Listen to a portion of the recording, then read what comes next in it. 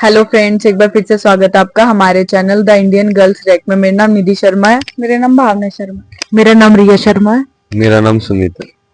तो आज की जो हमारी वीडियो है उसका टाइटल है मुसीबत सजा के लिए आती है या इम्तिहान के लिए, बाय मुफ्ती सलमान अजहारी जी। जैसे कि टाइटल से ही बहुत ही ज्यादा इंटरेस्ट आ ही गया मेरे को, तो कि मतलब जैसे हमारी जो लाइफ है उसमें ऑब्वियस सी बात है मुसीबतें तो आती हैं, और पता नहीं कितनी आती है और कितनी बुरी आती हैं। बट ये क्वेश्चन हमें हमेशा रहता है मन में कहीं ना कहीं कि जो ये मुसीबतें आ रही हैं, ऐसा हमने क्या किया है जो हमें मुसीबत आ रही है। और जब हम उस मुसीबत से निकल जाते हैं तो हमें एहसास होता है कि अगर वो मुसीबत ना ही होती तो आज शायद हम इस पोजीशन पर ना होते, या फिर हम आज इस स्टेज पर ना होते। तो ये एक मतलब दोनों टाइम का ना एक मतलब क्वेश्चन रह जाता है कि क्यों आई है और किस लिए आई है। तो ये आज देखते हैं कि वीडियो की मदद से हमें पता चलेगा कि मुसीबत हमारे लिए सजा होती है कि हमने कोई बुरा काम किया हो पास्ट में, या किसी का दिल दुखाया हो, उसके बदले में आते हैं, या फिर मतलब इम्तिहान होता है। तो वीडियो स्टार्ट करते हैं। वीडियो स्टार्ट करने से पहले अगर आप हमारे चैनल पर नए हैं तो चैनल को सब्सक्राइब जरूर करना और वीडियोस को लाइक शेयर कमेंट करते रहना। तो चलो स्टार्ट करते हैं। साइलेंट कर برادران दिया ملت اسلامی، السلام علیکم ورحمۃ اللہ وبرکاتہ۔ الحمد للہ الحنان المنان الذي خلق الانسان وعلمه البيان، والصلاة والسلام على رسوله سید الانس والجان وعلى آلہ واصحابہ ذوی الخیر والاحسان، اما بعد فاعوذ باللہ من الشیطان الرجیم، بسم اللہ الرحمن الرحیم۔ وَأَمَّا بِنِعْمَةِ رَبِّكَ فَحَدِّثْ، صدق اللہ مولانا العظیم۔ بارگاہ رسالت معاذ صلی اللہ علیہ وسلم میں درود پاک کا ہدیہ پیش کریں۔ اللہم صلی علی سیدنا و مولانا محمد معدن الجود والکرم وآلہ واصحابہ الکرام وابنہ الکریم وبارک وسلم صلاة دائمة سرمدا ابدا۔ قرآن عظیم میں اللہ رب العزت ارشاد فرماتا ہے وَقَلِيلٌ مِّنْ عِبَادِيَ الشَّكُورُ، میرے بندوں میں شکر کرنے والے بہت کم ہیں۔ اور یہ بات صحیح ہے کہ بندے پر بے شمار نعمتیں اللہ تعالیٰ عطا کیا ہے، بے شمار ہیں۔ وَإِن تَعُدُّوا نِعْمَتَ اللَّهِ لَا تُحْصُوهَا، اگر تم اللہ کی نعمتوں کو گننا چاہو گے تو شمار نہیں کر سکو گے۔ شیخ سعدی رحمۃ اللہ تعالیٰ علیہ فرماتے ہیں کہ تمہارا ایک سانس لینا بھی نعمت ہے، سانس کا باہر نکالنا بھی نعمت ہے، اور اگر صرف سانسوں کی نعمتوں کا شکر ادا کرنے پر بندہ بیٹھ جائے تو پوری عمر اس کی تمام ہو جائے۔ باقی نعمتوں کا کیا ہے؟ بے شمار نعمتوں سے نوازا ہے اللہ تعالیٰ نے، لیکن انسان کی فطرت میں یہ بھی ہے کہ کبھی ایک چیز کی کمی محسوس ہوتی ہے تو وہ واویلا مچاتا ہے، بہت شور کرتا ہے کہ مجھے یہ تکلیف ہوئی، وہ تکلیف ہوئی۔ اس کے صحت کے زمانے کو وہ یاد نہیں کرتا، مصیبت کے زمانے کو بہت جلدی یاد کرتا ہے۔ اسی لیے شکر گزار بندے بہت کم ہیں۔ عادت یہ ڈال لیں جب مصیبت آئے، کوئی تکلیف آئے تو ہمارے اندر یہ احساس پیدا ہو جائے کہ میرے گناہ اس سے بھی بڑی مصیبت کے لائق تھے، اللہ نے کم مصیبت عطا کی۔ جب کوئی بیمار ہو جائے، جب کبھی کسی آفت میں مبتلا ہو جائے تو یقیناً درد تو ہوتا ہے، آدمی سہن نہیں کر پاتا، لیکن احساس دل میں یہ پیدا کرے اگر وہ انصاف کرنے پر آئے رب تبارک و تعالیٰ میرے ہر گناہ کے بدلے بڑی بڑی سزائیں دے سکتا ہے، میں چھوٹی سی سزا میں ملوث ہوں، اللہ کریم اس کا شکر ہے۔ اسی طرح سے میرے عزیزو ایک بات میں آپ کو بتاتا ہوں، خاص طور پر ہمارے قید کے زمانے میں بہت سارے ایسے قیدی جیل کے اندر جانے کے بعد ان کے حالات ایسے ہو جاتے ہیں، وہ نا امید اور مایوس ہو کر کفریہ جملے بکنے لگ جاتے ہیں۔ ان کے حالات ایسے ہو جاتے ہیں کوئی خدا نہیں، اگر ہوتا تو ہماری سنتا۔ بہت کچھ عبادتیں بھی کرتے ہیں، نہیں جب قبول ہوتی ہے تو مایوس ہو جاتے ہیں۔ تو یہ تو اندر کے حالات ہیں، باہر بھی کسی کے ساتھ ایسا ہو سکتا ہے۔ میں تو 10 سال سے دعا کر رہا ہوں، اولاد ہی نہیں ہوئی، کوئی یہ کہتا ہے۔ شادی ہو گئی 10 سال ہو گئے، بچے نہیں ہو رہے ہیں۔ کوئی یہ کہتا ہے کہ میری بیٹی کا رشتہ ہی نہیں ہو رہا، ہر وظیفہ کر لیا، ہر دعا کر لیا، پھر یہاں سے نا امیدی، نا شکری. یہ جملے انسان کو کہاں تک پہنچا دیتے ہیں.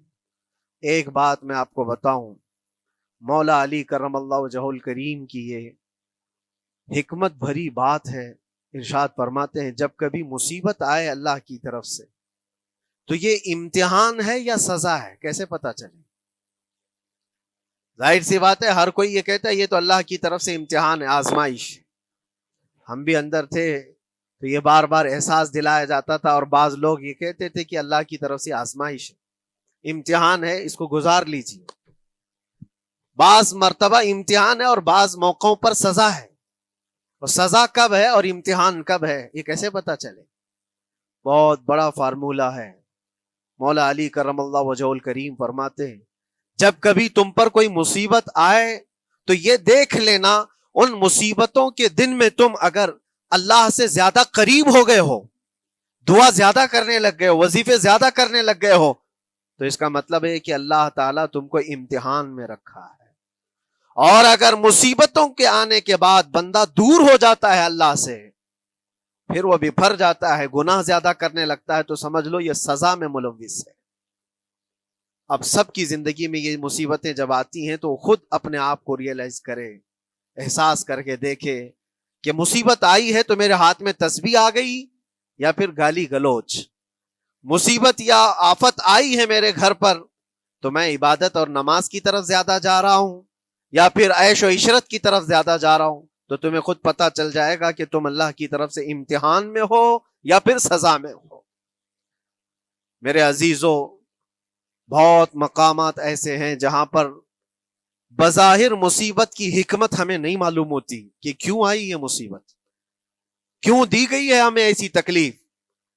اسی کا نام تقدیر ہے کہ اللہ تعالیٰ کے لکھے ہوئے پر راضی رہنا یہ مومن کی شان ہے. مومن کو ہمہ وقت اللہ تبارک و تعالیٰ کی طرف سے لکھی ہوئی اس تقدیر پر راضی رہنا ہے. آپ کو میں ایک بات بتا دوں، حضرت ابو جندل ایک صحابی ہیں، مکہ مکرمہ میں ایمان لائے. رسول پاک صلی اللہ تعالی علیہ وسلم جب ابھی مکہ میں تھے، اس وقت غریب صحابہ کو کفار مکہ، مشرکین مکہ کس طرح سے پکڑ کر مارتے تھے، کیسے کیسی سزائیں دیا کرتے تھے. اسی اسنا میں اللہ کے نبی صلی اللہ علیہ وسلم ہجرت کر کے مدینہ تشریف لے گئے. لیکن جو ابو جندل تھے یہ قید میں تھے، قید میں تھے. ان کا باپ خود ان کو قید میں رکھا ہوا تھا، اور ایسی قید کہ زنجیریں بندھی ہوئی رہتی تھی. مسلسل کئی سال گزر گئے. حضور پاک صلی اللہ تعالی علیہ وسلم کی ہجرت کے 6 سال گزر جانے کے بعد 7واں سال تھا جب آپ کو بتاؤں حدیبیہ کا وہ منظر پیش آیا جس کو صلح حدیبیہ کہا جاتا ہے. تقریباً 1400 صحابہ کے ساتھ رسول کریم صلی اللہ تعالی علیہ وسلم عمرہ کرنے کے لیے آئے. لیکن اس وقت مکہ کے کفار و مشرکین مکہ سے تقریباً 35 کلومیٹر باہر دور آپ کا راستہ روک لیا، کہا ہم آپ کو عمرہ کرنے نہیں دیں گے، آپ کے اصحاب کو، آپ کے صحابہ کو ہم مکہ میں انٹر ہونے نہیں دیں گے. جنگ جیسی نوبت آ گئی تھی. لیکن حضور پاک صلی اللہ تعالی علیہ وسلم اور صحابہ احرام پہن کر کے عمرہ کرنے کے لیے آئے. تو پھر درمیانی راستہ یہ اختیار کیا گیا. حضور پاک صلی اللہ علیہ وسلم نے فرمایا کہ ہم صلح کر لیتے ہیں، کچھ ایگریمنٹ ہو جائے ہمارے اور تمہارے درمیان، جنگ نہیں کریں گے، آج سے جنگ بندی ہو جائے. تو کفار مکہ اس بات پر راضی ہوئے، اور اس کے بعد صلح، جس کو کہتے ہیں صلح حدیبیہ، یہ بہت مشہور ہے. صلح حدیبیہ ہوئی، اس میں سارے پوائنٹس جو لکھے گئے تھے ایگریمنٹ کے اندر وہ سب مکہ والوں کی حمایت میں زیادہ تھے. دبا کر کے انہوں نے صلح کی تھی اس طرح سے ان کے نظام کے مطابق. یعنی اگر کوئی مکہ سے بھاگ کر مدینے جائے تو انہوں نے ایگریمنٹ میں لکھایا تھا کہ آپ کو وہ شخص ہمیں واپس کرنا پڑے گا، اور اگر مدینے سے کوئی بھاگ کر ہمارے پاس آئے تو ہم اس کو اپنے پاس رکھیں گے، ہم باہر واپس نہیں بھیجیں گے. تمہارا کوئی آدمی ہمارے پاس آ گیا بھاگ کر کے، یا ہمارا ہی وہاں رہنے والا کوئی آدمی آ گیا آپ کی امان سے نکل کر کے، تو ہم اس کو اپنے پاس رکھیں گے. ایسی بہت ساری شرطیں تھیں. میں کیوں کہہ رہا ہوں یہ بات سن لیجیے. یہ صلح حدیبیہ ہو گئی، ایگریمنٹ ابھی لکھا جانا تھا. وہ ابو جندل صحابی جو کئی سالوں سے مکہ میں قید میں تھے، زنجیریں توڑ کر کے وہ باہر نکل آئے، اور جب ان کو یہ خبر ملی کہ مکہ سے 35 کلومیٹر دور اللہ کے نبی صلی اللہ تعالی علیہ وسلم اپنے صحابہ کے ساتھ پڑاؤ ڈالے ہوئے ہیں اور تشریف لانے والے ہیں، کسی طرح بچ بچاتے ہوئے وہ وہاں پہنچ گئے حدیبیہ کے مقام پر۔ جیسے ہی وہ پہنچے صحابہ میں ایک شور ہو گیا۔ صحابہ جانتے تھے کہ کتنے سالوں سے ابو جندل قید میں ہے، طرح طرح کی اذیتیں اٹھاتا ہے، بہت مصیبتیں اٹھائی ہیں ابو جندل نے۔ دیکھا ان کے جسم پر پورے زخموں کے نشان تھے، ہاتھوں اور پیروں میں زنجیریں لٹکی ہوئی تھیں۔ وہ اسی حالت میں صحابہ کے پاس آ گئے، صحابہ سب نے سینے سے سینہ لگایا، استقبال کیا، ابو جندل تم آ گئے ہمارے پاس، آ گئے۔ اب بات سنو، بڑی حیرت کی ہے، ایگریمنٹ لکھا جا رہا تھا اور ابو جندل مکہ سے فرار ہو کر کے آئے تھے۔ ابو جندل کا جو باپ ہے اور دوسرے جو رئیس مکہ کے تھے، قریش کے سردار، سبوں نے ہاتھ روک لیا اور کہا ہمارا ایک آدمی بھاگ کر آپ کے پاس آیا ہے، ایگریمنٹ کے مطابق اس کو آپ ہمیں واپس کرنا ہوگا، واپس لوٹانا ہوگا۔ مکہ میں رہنے والا شخص آپ کے پاس آیا ہے، وہ ہمارا قیدی ہے۔ حضور پاک صلی اللہ تعالی علیہ وسلم نے فرمایا ابھی تو لکھا نہیں گیا، اس سے پہلے وہ آیا ہے، چھوڑ دو اس کو، اس کے بعد جو بھی ہوگا اس پر عمل کریں گے۔ مکہ والوں نے کہا نہیں، ہم نہیں مانتے اس چیز کو۔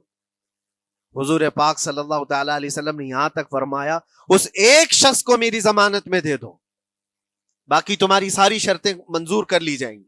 وہ رحمت للعالمین، نبی اکرم صلی اللہ تعالی علیہ وسلم اپنے غلاموں پر رحم کیسے نہ کریں۔ جب ان حالات میں دیکھا ابو جندل کو تو صحابہ بھی حضور کے پاس آئے اور کہا یا رسول اللہ صلی اللہ علیہ وسلم صلح کیوں کر رہے ہیں ان کے ساتھ، جنگ کریں گے ہم ان کو، ہم نے بدر میں، احد میں، خندق میں ان کے ساتھ جو مقابلے کی ہمیں تجربہ ہے، ہم ان کے پرخچے اڑا دیں گے، آپ اجازت دیں ہم جنگ کریں گے۔ اللہ کے نبی فرماتے ہیں میں جو دیکھ رہا ہوں وہ تم نہیں دیکھ رہے ہو، اللہ کا حکم نہیں ہے جنگ کرنے کا، صلح ہے۔ صلح ہو گئی، لکھا جا رہا تھا، اور یہ ابو جندل آئے۔ اب جب حضور پاک صلی اللہ تعالی علیہ وسلم نے فرمایا ٹھیک ہے، ایگریمنٹ کے مطابق ابو جندل کو مکہ واپس بھیجنا پڑے گا، اتنا فرمایا تھا حضور نے، ابو جندل دھاڑے مار مار کر رونے لگے اور صحابہ کو جا کر کے اپنے زخم دکھانے لگے کہ دیکھو مجھے واپس بھیجا جا رہا ہے، مجھے واپس بھیجا جا رہا ہے۔ تو صحابہ کے اندر بھی جوش تھا، اپنا آدمی جب کوئی اتنا مظلوم ہو، اتنا مار کھایا ہو، اور پھر واپس انہی ظالموں کے سامنے اس کو بھیجا جانا ہو تو کیا کیفیت ہوگی۔ تو وہ ابو جندل سارے صحابہ کے بیچ میں چھپ چھپاتے ہوئے رو رہے تھے۔ اللہ کے نبی صلی اللہ علیہ وسلم تشریف لائے اور فرمایا ابو جندل میں کہہ رہا ہوں واپس چلے جاؤ، واپس جاؤ، مکہ جاؤ۔ تو انہوں نے کہا یا رسول اللہ صلی اللہ علیہ وسلم ان زخموں کے ساتھ واپس جاؤں؟ اللہ کے نبی صلی اللہ علیہ وسلم نے فرمایا ہاں ابو جندل، اللہ کی مرضی یہی ہے، اور اللہ کا نبی وہی کہتا ہے جو اللہ کی مرضی ہوتی ہے۔ یہ میں کہہ رہا ہوں بظاہر تکلیفوں کی حکمت ہمیں معلوم نہیں ہوتی، لیکن ہمیں عمل کرنا چاہیے۔ نبی پاک صلی اللہ تعالی علیہ وسلم کا جب حکم ہوا، ابو جندل انہی زنجیروں کے ساتھ ان کے باپ کے حوالے کر دیے گئے، وہ گھسیٹتے ہوئے لے جا رہا تھا، گھسیٹتے ہوئے واپس انہی قیدیوں کی طرح لے جا رہا تھا۔ سب کی آنکھوں میں آنسو تھے، لیکن حکمت الہی کیا ہے یہ کون جانتا ہے۔ بظاہر اللہ تبارک و تعالیٰ کی طرف سے یہ دی ہوئی آزمائشیں، یہ تکلیفیں، اس کی حکمت وہ بہتر جانتا ہے۔ جب ابو جندل کو واپس کیا گیا، ایک سوال اٹھتا ہے میرے عزیزو، یہ میں قید کی حالت میں رہ کر کے ایک شخص نے مجھ سے سوال کیا تھا، آپ تو اللہ کے نبی صلی اللہ تعالیٰ علیہ وسلم کی ناموس کی بات کرتے ہو، حضور کی محبت کی بات کرتے ہو، ان کے عشق کی بات کرتے ہو، اور یہ بھی کہتے ہو کہ نبی پاک صلی اللہ تعالیٰ علیہ وسلم دستگیری کرتے ہیں، اپنے غلاموں کی مدد کرتے ہیں، تو اتنے دنوں سے کیا آپ نے حضور کو نہیں پکارا؟ کیا رسول پاک صلی اللہ تعالیٰ علیہ وسلم سے محبت اور عشق کی بات کے بعد آپ نے بھیک نہیں مانگی؟ اس وقت یہ واقعہ یاد آیا، میں تو ابو جندل کے پاؤں کے ناخن کی مٹی کے برابر بھی نہیں۔ وہ صحابی رسول تقریباً ان کے متعلق کہا گیا ہے 6 سے 8 سال تک وہ ان کی قید میں رہے، تو کیا رسول پاک صلی اللہ علیہ وسلم کو خبر نہیں تھی؟ خبر تھی۔ لیکن ہوتا ایسا ہے کہ جو جتنی محبت کرتا ہے اتنے ہی امتحانوں سے گزارا بھی جاتا ہے، اس کو امتحان دینے پڑتے ہیں. اسی لیے بار بار میں یہ بات کہتا ہوں، حضور پاک صلی اللہ تعالی علیہ وسلم کی ناموس کی بات کرنا، عظمت رسالت کی بات کرنا، یہ حلوے پراٹھے کھانے کا نام نہیں ہے. یہ شہادت گہے الفت میں ہے قدم رکھنا. لوگ آسان سمجھتے ہیں مسلمان ہونا. حضور پاک صلی اللہ تعالی علیہ وسلم کی شریعت طاہرہ کو بچانے کے لیے ہی تو، حضور کی ناموس کی حفاظت کے لیے ہی تو مولا امام حسین نے اپنی گردن دے دی، اپنے بچوں کی قربانی دے دی، اپنا عیش آرام سب تیاگ دیا. یہ ساری قربانیوں کے بعد ہی اس امتحان سے بندہ نکلتا ہے. وہ امام احمد بن حنبل جن کے سینے میں 5 لاکھ حدیثیں محفوظ تھیں، رسول پاک صلی اللہ علیہ وسلم کی 5 لاکھ حدیثوں کے حافظ، لیکن بغداد کے ظالم حکمرانوں نے ان کو ننگی پیٹھ پر کوڑے مارے ہیں. پہلی مرتبہ 100 کوڑے، دوسری مرتبہ پھر 100 کوڑے، تیسری مرتبہ پھر 100 کوڑے. اتنے میں تو آدمی مر جاتا ہے. امام احمد بن حنبل کی پیٹھ جھک گئی تھی. میرے عزیزو، یہی ہے جس کو ہم کہہ رہے شہادت گہے الفت میں ہے قدم رکھنا. اگر تم سچا ایمان رکھتے ہو تو پھر آزمائش بھی ہوگی. اللہ کریم قرآن میں فرماتا ہے وَلَيَعْلَمَنَّ اللَّهُ الَّذِينَ صَدَقُوا وَلَيَعْلَمَنَّ الْكَاذِبِينَ. اللہ تبارک و تعالیٰ ضرور آزمائے گا سچا کون ہے اور جھوٹا کون ہے. مصیبتیں آئیں گی، آندھیاں آئیں گی، لیکن جمے رہو، ڈٹے رہو. اللہ رب العزت سے کبھی بھی اپنا رشتہ نہ توڑو. اور جو تمہارے اندر ایمان ہے، توکل اور یقین ہے، ذرا برابر بھی فرق آنے نہ پائے. آج نہیں قبول ہوئی کل ہوگی، کل نہیں قبول ہوئی پرسوں ہوگی، کبھی نہ کبھی تو دعا قبول ہوگی. دنیا داروں کے دروازے کھٹکھٹاتے ہیں تو ایک نہ ایک دن دروازہ کھلتا ہے. وہ ارحم الراحمین ہے، وہ ارحم الراحمین ہے، دروازے کھولتا ہے. لیکن وہ بہتر جانتا ہے کس وقت دروازہ کھلنا چاہیے. ہم اپنی مرضی کے مطابق رب کو نہیں چلا سکتے. مولا تعالیٰ جیسا چاہے ہمیں ویسا چلنا چاہیے. ایک بات اور میں بتا دوں سید، یہ تو دوسرے لوگوں کی بات ہے جس میں ہمارے قصور ہیں، ہمارے جرم ہیں، ہمارے گناہ ہیں، جس کی وجہ سے مصیبتیں آئیں گی. لیکن اللہ کے نبی کا کوئی گناہ نہیں ہوتا. جو نبی ہوتے ہیں وہ معصوم ہوتے ہیں. سیدنا یوسف علیہ الصلوۃ والتسلیم اللہ کے نبی، اللہ کے نبی ابراہیم علیہ السلام کے بیٹے اسحاق علیہ السلام، اسحاق علیہ السلام کے بیٹے یعقوب علیہ السلام، یعقوب علیہ السلام کے بیٹے یوسف علیہ السلام، جن کی نسل میں انبیاء کرام، جو پورا خاندان نبوت کا ہے، وہ یوسف علیہ السلام کن کن مقامات سے گزارے گئے. پہلے بھائیوں نے کنویں میں پھینک دیا، اور اس کے بعد اس زہریلے کنویں سے وہ نکالے گئے. جنگل میں کوئی نہیں تھا جب ان کے بھائیوں نے کنویں میں پھینکا تھا.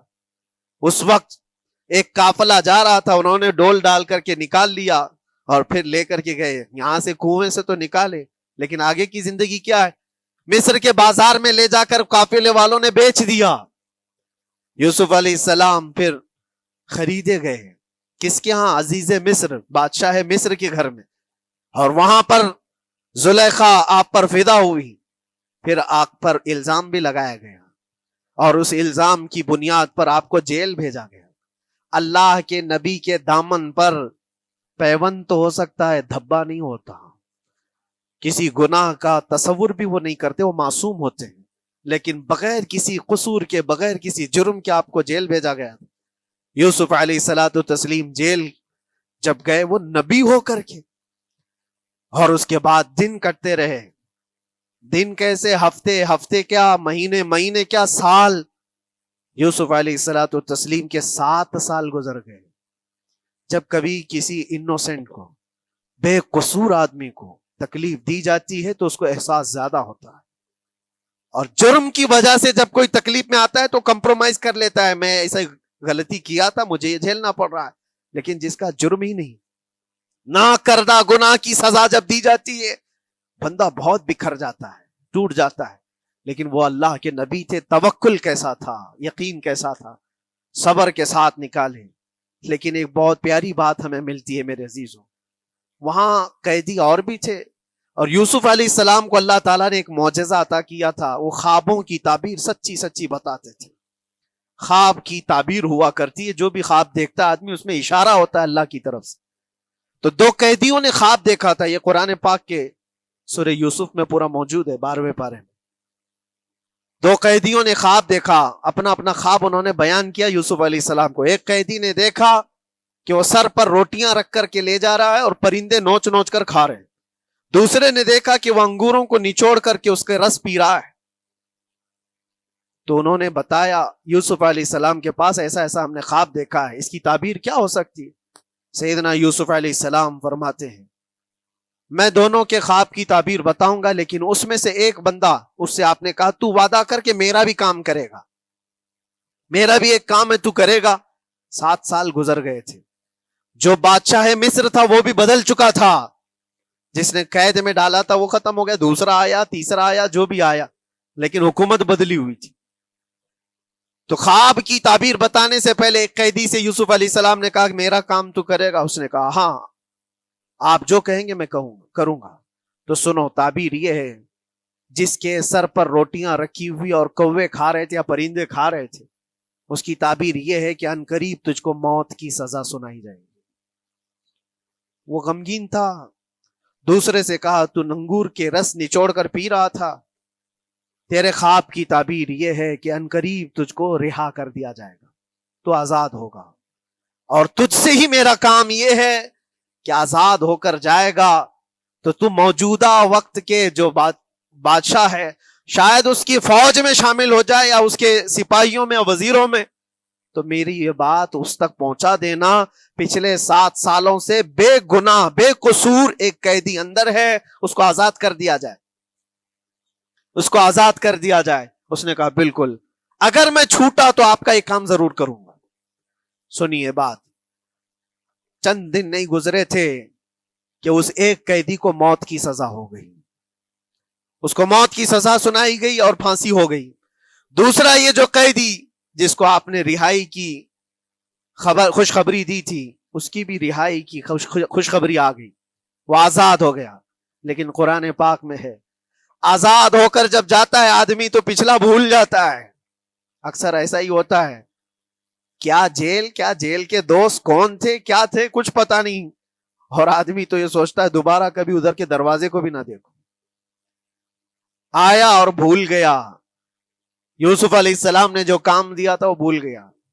یہاں تک کہ قرآن میں اللہ فرماتا ہے کئی سال گزر گئے, 1-2 دن نہیں سالوں گزر گئے, اور وہ بادشاہ کی فوج میں شامل تھا یا بادشاہ کے مصاحبین میں شامل تھا, قریبی لوگوں میں. ایک زمانے کے بعد مدت ہوئی, اور اس وقت سوچیے آپ کتنا وقت حضرت یوسف علیہ السلام نے کاٹا ہوگا. ایک دن آپ بے اختیار رو پڑے اللہ کی بارگاہ میں.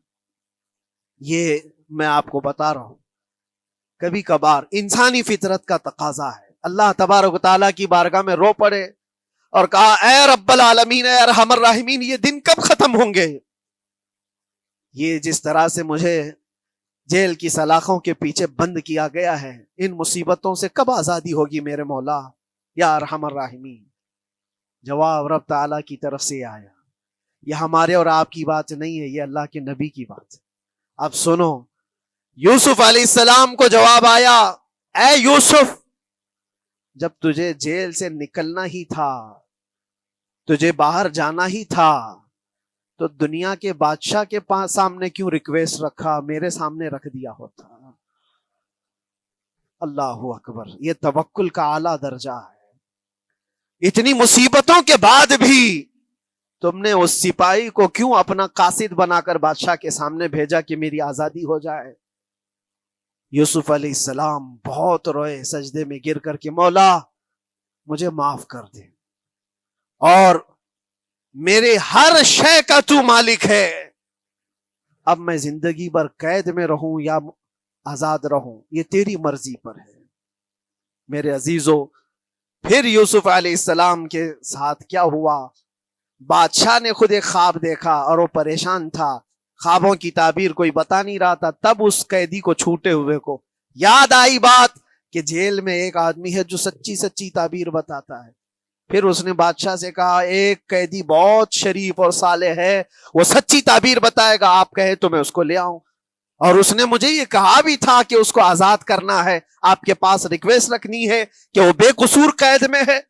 बादशाह ने मालूमात हासिल की और उसके बाद परवाना दे दिया कि उस कैदी को आजाद किया जाए जिसको बेकसूर रखा गया है, और मेरे ख्वाब की ताबीर बताई जाए। यूसुफ अलैहिस्सलातु तस्लीम को लोग आए लेने के लिए। अब यहां मंजर और है मेरे अजीजों। कहा कि बादशाह ने ख्वाब देखा, उसकी ताबीर बताए। आपने ताबीर तो बता दी कि क्या होने वाला है अगले 7 सालों में बादशाह के साथ, ये सारी ताबीर बताई, लेकिन जब आजाद करने की बात आई तो आपने कहा रहने दो, अब मुझे कैद में, मुझे कैद में रहने दो, इसलिए कि आपको ये एहसास होगा कि मैं बादशाह के पास क्यों रखा है इस मुकद्दमे को। लेकिन बाद में बादशाह और उसके मुसाहिबीन और उसके वजीर आपको इसरार करते हुए ले गए और ले जाकर के सीधे वजीर आजम के तख्त पर बिठा दी, सीधे वजीर आजम के तख्त पर बिठा दिया। फिर रब तबारक व तआला ने फरमाया, ऐ यूसुफ, जब तक हम चाहें तब अंदर रहेगा आदमी, और जब हम चाह लें बाहर तो फिर अपनी मर्जी से कोई अंदर भी नहीं रह सकता। हकीकत है मेरे अजीजों, जब मुसीबतों के खत्म होने का वक्त आए फिर पूरी दुनिया खड़ी होकर के भी तुमको मुसीबत नहीं दे सकती, तकलीफ नहीं दे सकती। और रब तबारक व तआला ने फरमाया, व इन यमसस्कल्लाहु बिदुर्रिन फला काशिफा लह, अगर तुमको अल्लाह की तरफ से कोई मुसीबत आए तो कोई उसको हटाने वाला नहीं है। व इन यमसस्कल्लाहु बिखैरिन फला राद्द लिफज़ली, और अगर अल्लाह तबारक व तआला कोई भलाई किसी बंदे को दे दे तो दुनिया की कोई ताकत उसको रोक भी नहीं सकती। आज अगर रब तबारक व तआला हमको कोई मकाम और मर्तबा दे दे, कोई इज्जत और इनाम दे दे, सारे कुत्ते भौंकते रहे, इस इनाम को कोई रद्द नहीं कर सकता। अल्लाह तबारक व तआला का दिया हुआ फजल उसको कोई काट नहीं सकता, और उसकी दी हुई मुसीबत को कोई दूसरा टाल भी नहीं सकता। इसीलिए आओ लगे रहो उसी बारगाह में और अर्ज करो कि मौला मुझसे जो खताएं हुई हैं उसको दरगुजर फरमा दे, और जिस तरह की भी तू जिंदगी दिया है ये तेरा शुक्र है मौला, शुक्र अदा करने की आदत डाल लो। अल्लाह तबारक व तआला फरमाता है, ला इन शकरतुम ला अज़ीदन्नकुम, अगर तुम शुक्र अदा करोगे तो मैं और ज्यादा अता करूंगा, और ज्यादा अता करूंगा। आज अगर थोड़ी सी मुसीबत है तो शुक्र अदा करो कि मौला बड़ी मुसीबत तो नहीं आई है, ये भी तेरा करम है, तेरा एहसान है। मुसीबत ज़दा लोगों को देखता हूं तो फिर मैं ये कहता हूं, हाथ भी सलामत है, पैर भी सलामत है, आंख भी सलामत है, जुबान भी सलामत है, दिमाग भी चल रहा है, क्या ये शुक्र करने का मौका नहीं है? ये शुक्र करने का मकाम नहीं है? आओ हर दिन अल्लाह का शुक्र अदा करो, शिकायतें कम करो। अल्लाह तबारक व तआला को ये जिंदगी पसंद है। व आखिर दावाना अनिल हम्दुलिल्लाहि रब्बिल आलमीन। सलाम अलैकुम। तो ये थी हमारी आज की वीडियो बहुत ही ज्यादा अच्छी थी, मोटिवेशनल थी, इंटरेस्टिंग थी। इस वीडियो के लिए कुछ भी बोलो वो कम ही होगा। जैसे कि शुरुआत में ही टाइटल से जैसे कि हम सबको पता था कि भाई क्यों आती है, आजमाइश है या क्या है, तो इन्होंने क्लियर कर दिया कि ये सब आजमाइशें होती है। अगर कोई रब के करीब है, ठीक है, रब से बहुत ज्यादा प्यार करता है, तो उसके जीवन में आजमाइशें आएंगी ताकि वो रब की तरफ और ज्यादा स्ट्रोंग हो जाए। क्योंकि हम सबको पता है ये टेम्परेरी वर्ड है, इसके बाद जो परमानेंट वर्ड है वही जो है मतलब उसमें हम रहने वाले हैं। तो इस जीवन में हमें आजमाइशें आएंगी और उस आजमाइशों से हमें निकलना है। और हर पल जो है, जैसे इन्होंने लास्ट में बोला ना कि मतलब मुसीबत आती है तो हमें ये बोलना चाहिए, शुक्रिया अदा करना चाहिए कि ये छोटी है, हो सकता था और बड़ी आती तो आपने रोक ली। तो थैंकफुल हमेशा रहें, और अगर आप थैंक यू हमेशा कहेंगे रब को तो रब आपको डबल ट्रिपल देगा, मतलब बहुत ही ज्यादा देगा। और जिस तरह से इन्होंने एग्जाम्पल दिया था वो वीडियो हमने पहले करी है, हमने डिटेल में भी सुना हुआ है, और आज इन्होंने दोबारा बताया तो भी और अच्छे से समझ में आया कि किस तरह से मतलब हमें इंसानों से जो है वो इतनी उम्मीद नहीं रखनी चाहिए, उनसे इतना मतलब अटैचमेंट भी तो क्या ही मतलब रखनी है ना, कि जो भी चीज है ना, अगर आपको कुछ मांगना है करना है तो आप रब से मांगो। तो मेरे को बहुत अच्छा लगा ये सुन के, है ना। बहुत प्यारी वीडियो थी, बताया गया जैसे कि आजमाइश क्या होती है और मुसीबत क्या होती है, तो ये चीज बहुत अच्छे से क्लियर की इन्होंने। नहीं तो हर कोई सोचता है कि ये हमारी परीक्षा चल रही है, या फिर हम पे कोई जो परेशान होता है, जो गाली देता है, वो कहता है कि हमारे पे ही क्यों मुसीबत आती है। तो फिर ये चीज इन्होंने बहुत अच्छे से क्लियर की यूसुफ जी का जो है एग्जाम्पल देके। तो बहुत प्यारी वीडियो थी, सच्ची में बहुत प्यारी वीडियो थी, बहुत अच्छे से समझाया इन्होंने, इसमें बहुत अच्छे तरीके से इन्होंने समझाया। मतलब बहुत अच्छा लगा ये वीडियो देख के ना, बहुत अच्छी वीडियो थी। मेरे को भी ये वीडियो बहुत अच्छी लगी, बहुत अच्छी वीडियो थी। तो वीडियो सच में बहुत ही ज्यादा अच्छी थी, और जिस तरह से इन्होंने स्टार्टिंग में ही बता दी थी, एक चीज क्लियर कर दी थी कि अगर मुसीबत आप पे आती है और आप उस मुसीबत में अगर रब से करीब जा रहे हो, दुआएं कर रहे हो, है ना, और नमाज पढ़ रहे हो, तो आपके लिए वो आजमाइश है। और अगर आप दूर हो रहे हो रब से, आप ऐश परस्ती में जा रहे हो, रब का नाम नहीं ले रहे हो, तो वो आपके लिए सजा ही है। क्योंकि जब कयामत का दिन आएगा, हमारे फैसले होंगे, तो ऑब्वियस सी बात है वो हमारे लिए सजा ही होगी। तो मिलते हैं आपसे नेक्स्ट वीडियो में, तब तक के लिए आप हमारी वीडियोस को लाइक शेयर कमेंट करते रहना और चैनल को सब्सक्राइब जरूर करना। Thank you so much.